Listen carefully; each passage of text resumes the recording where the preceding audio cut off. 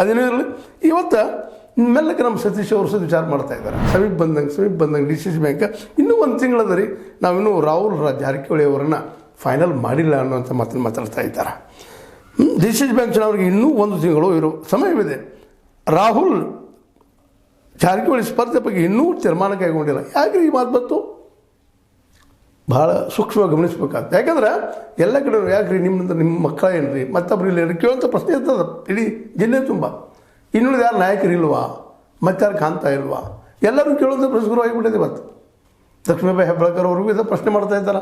ಯಾಕ್ರಿ ಮೃಣಾಲ ಆಗಬೇಕು, ಮತ್ತು ಇನ್ನೊಬ್ಬ ಒಳ್ಳೆಯ ರಾಜಕಾರಣಿ ನಿಮ್ಗೆ ಶಿಷ್ಯರಿಲ್ಲೇನ್ರಿ ಅನ್ನೋದು ಪ್ರಶ್ನೆ ಮಾಡ್ತಾ ಇದ್ದಾರೆ.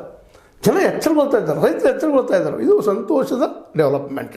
ಅದೇ ಕಾಲಕ್ಕೆ ಇನ್ನೊಂದು ಮಾತು ಬರ್ತದಿಲ್ಲ. ಇನ್ನೊಂದು ಈಗ ನಿಮ್ಗೆ ಹೇಳಿದೆ ನಾನು, ಈಗ ನೀವು ಕಳೆದ ಒಂದು ವಾರದಿಂದ ಅಥವಾ ಹೆಚ್ಚಿಗೆ ಅಲ್ರಿ ಹುಕ್ಕೇರಿಯಲ್ಲಂತೂ ಅಲ್ಲ ಜಾರಕಿಹೊಳಿ ವಿರೋಧಿ ಒಂದು ಅಲೆ ಶುರು ಆದಂಗೆ ಆಗ್ಯದ.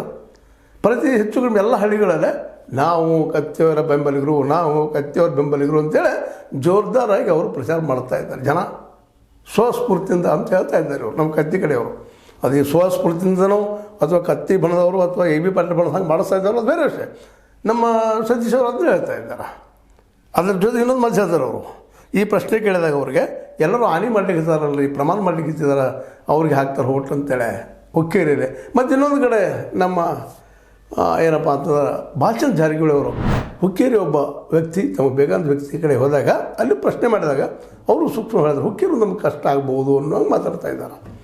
ಇದೇನು ತೋರಿಸೋದಪ್ಪ ಅಂತಂದ್ರೆ ಮೊದಲಿದ್ದಂಥ ಆತ್ಮವಿಶ್ವಾಸ, ಮೊದಲಿದ್ದಂಥ ಜಾಣ್ಮೆ ನಿರಂತರ ಕಡಿಮೆ ಆಗ್ತಾಯಿದೆ. ಬಟ್ ಒಂದು ತಿಂಗ್ ಮಾತ್ರ ಒಳ್ಳೆಯ ಬೆಳವಣಿಗೆ.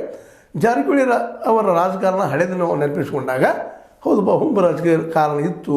ಇವತ್ತು ಇವ್ರ ಭಾಷೆಯನ್ನು ಕೇಳಿದಾಗ ಇವ್ರ ನಡೆಗಳನ್ನು ನೋಡಿದಾಗ ಒಳ್ಳೆಯ ರಾಜಕಾರಣ ಮಾಡ್ತಾಯಿದ್ದಾರೆ ಅನ್ನೋದು ಅಷ್ಟೇ ಸತ್ಯದ. ಇದೇ ಬೇಕಾಗಿತ್ತು ರಾಜಕೀಯದಲ್ಲೇ. ಹುಂಬತನ, ಗುಂಡಾಗಿರಿ,